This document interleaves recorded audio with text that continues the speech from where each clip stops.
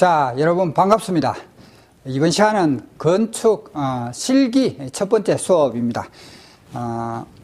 1차 그 필기에 합격 하시느라 수고가 대단히 많았습니다.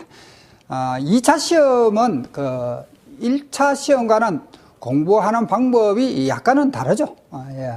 반드시 꼭 필요한 부분은 암기를 해야 적을 수 있는 그런 특징이 있습니다. 우선 2011년도에 이전에는 시험 범위가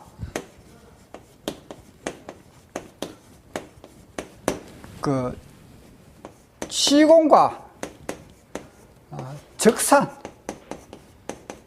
이렇게 출제되다가 2011년도부터 구조가 추가되었죠. 그래서 구조가 추가됨으로 해서 많은 심적 부담감을 가질 수밖에 없습니다. 왜냐하면은 구조가 실질적으로 1차 시험에도 좀 과목 가운데 가장 어려운 과목이기 때문에 2차에까지 포함된다면은 당연히 심적 부담이 많아질 수밖에 없습니다. 그래서 이 수업 자체는 주로 지금까지 이 시공과 요적사는 지금까지 출제되었던 기준이 보면은 계속 1차와 같이 문제 언형식으로 출제되었던 문제들이 반복되어서 출제되었다는 것을 알 수 있습니다. 그렇지만 요거는 구조는 제도가 바뀐 지 그렇게 오래되지 않았기 때문에 어떤 기출 문제를 모아서 공부하기는 좀 무리가 있다 이렇게 생각되어집니다. 그래서 출제 예상되는 실적으로 우리가 봐도 출제 예상될 만한 것은 중요도에 따라서 정해져 있기 때문에 또 수업을 들으면 충분히 어렵지 않다 이렇게 생각되어집니다. 우선은 우리가 주관식이라는 것은 예를 들어서 모를 경우에 내가 과연 어떻게 할 것인가, 이 문제에 대해서 어떤 요령이 좀 필요한 것이 2차 실기다 이렇게 보면 됩니다. 왜냐하면은 장단점에 대해서 기술하시오 하면 내가 못 외웠는데 암기는 하지 않았지만은 암기는 하지 않았습니다. 그렇지만은 개념적으로는 알고 있다 이렇게 생각하면은 이것을 요령에서 적을 수 있어야 됩니다. 그래서 2차의 특징은 첫째 요령이 필요하고 그 다음에는 좀 축약해서 암기를 해야 됩니다. 우리가 사람의 이 머리가 이렇게 사람의 머리가 있으면 제가 이 건축사이기 때문에 그림은 잘 그립니다. 요 머리가 있으면은 요 들어오는 이 정보가 입력이 이렇게 있습니다. 입력이 이렇게 있으면은 처음에는 이렇게 입력이 들어오면 이렇게 잘 차곡차곡 입력이 되는데 어느 정도 지나면은 이렇게 들어오면은 요것도 하나 나가버립니다. 그렇기 때문에 요것을 축약해서 이렇게 축약해서 암기할 필요 있다. 그래서 좀 더 내용들을 압축할 필요가 있다 이렇게 생각되어집니다. 그래서 수업을 해보면은 요령에 따라서 많이 유리할 수 있다 이런 것을 느낄 수가 있을 것입니다. 자, 수업에 들어가겠습니다. 첫 번째 총론입니다. 우선 오늘 과목이 시공 총론인데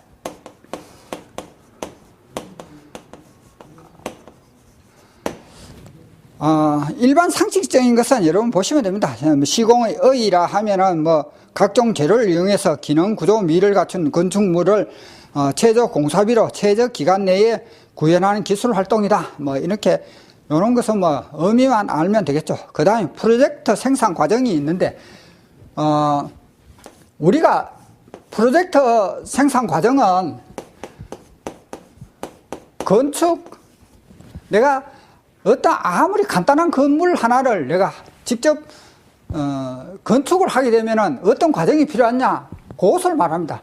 처음에 당연히 기획을 해야 되고, 기획을 하면은, 그 다음 타당성을 조사하고, 그 다음엔 기본 설계, 그 다음에 실시 설계, 그 다음에는 이 구매를 해, 재료를, 이 건축하기 위한 구매를 해야 되죠. 재료 구매 같은 것을 해야 되고, 그 다음에 본격적으로 시공을 하게 되고, 그 시공 후에는 이제 시공을 마치면 준공해야 되죠. 요걸 사용 승인이라 합니다. 준공을 하고 난 다음에는 시운전을 해보고, 뭐 기계라든지 대형 건축물을 건축했을 경우에는 기계 작동, 냉난방 이게 잘 되는가 시운전을 해본 후에 결국은 이 건물 주인에게 인도되죠. 뭐 이러한 과정이라. 그래서 이런 것을 억지로 암기하기보다는 어떤 건축물을 내가 하나 건축할 때 대충 과정을 생각해 보면 충분히 알 수 있다 이렇게 생각되어집니다. 그리고 건축 프로젝트 예시 이게 뭐 간혹 자주 출제되지는 않습니다. 그래서 간혹 출제되었기 때문에 그렇게 교재에 적어둔 겁니다. 그래서 기공식은 여러분이 알다시피 뭐 착공 전에 기공식 하죠. 그 다음에 정초식은 기초 완료 시 하는 것을 말하고, 상량식은 일반적으로 뭐 한옥 같은 거 지을 때 지붕 공사를 기준해서 지붕 공사 완료할 때 하죠. 슬라브 공사 같은 마지막 층에 옥상 층에 슬라브를 친 경우에를 말하고, 낙성식은 준공 인도 후에 건물 주에게 넘어간 후에 하는 것을 낙성식이라 한다 이렇게 보고, 그 다음에 건축 생산의 3S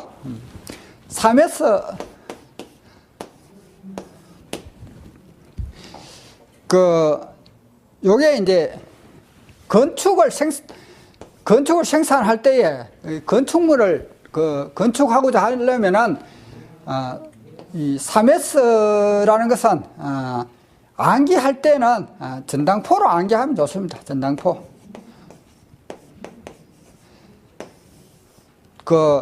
요게 전당포를 하면은 전문화, 요건 당은 단순화, 요건 표준화입니다. 표준화. 자, 전문화, 단순화, 표준화. 표준화는 다른 말로 규격화한다는 말이죠. 규격화. 그래서 3S는 전당포, 이렇게 암기를 하고, 이게 암기가 많아지면은 어떤 요령도 좀 필요하고, 그래서 그것을 줄여서 암기하는 게 또 필요하다 이렇게 생각됩니다. 그 다음에 공사 관계자, 요거는 개념적으로 이해하는 것이 더 중요합니다. 건축주, 내가 병원을 건축하겠다 하면은 건물을 돈 대서 나중에 내가 사용하려고 하는 병원을 건축해서 세를 주든지 어떻게 간에 주인이 되는 것을 건축주로 하죠. 설계자는 그 건축 병원을 맡은 설계를 하는 설계자를 말하고, 공사 감리자는 것은 설계대로 공사를 하는 자를 감독하는 것, 이것을 감독하는 자를 말하고, 공사 관리자는 직접 시공해서 건축물을 병원을 만들어내는 것을 말하는 것이죠. 요거는 개념적으로 이해를 좀 하면 좋겠습니다. 그 다음에 건설 노무자죠. 건설 노무자라는 것은 건축 공사할 때에 직접 일을 하는 건설 근로자들을 말하는 거죠. 그런데 여기에 직용, 정용, 임시고용 요걸 구분을 할 수 있었는데, 요거 시험에 자주 출제되었습니다. 그래서 어디에 해당되는가를 알아야 됩니다. 그래서 직용, 정용, 주로 직용과 정용 요 차이가 혼동이 잘 되죠. 그 밑에 있는 임시고용 노무자는 이 날품팔이 그냥 아무 기술도 없고 그냥 단순한 노무자를 말하고, 요거는 직용은 전체 공사를 도급받은 원도급자에게 소속된 것을 말하고, 정용은 원도급자 밑에 하도급자에게 소속된 근로자를 말합니다. 이 원도금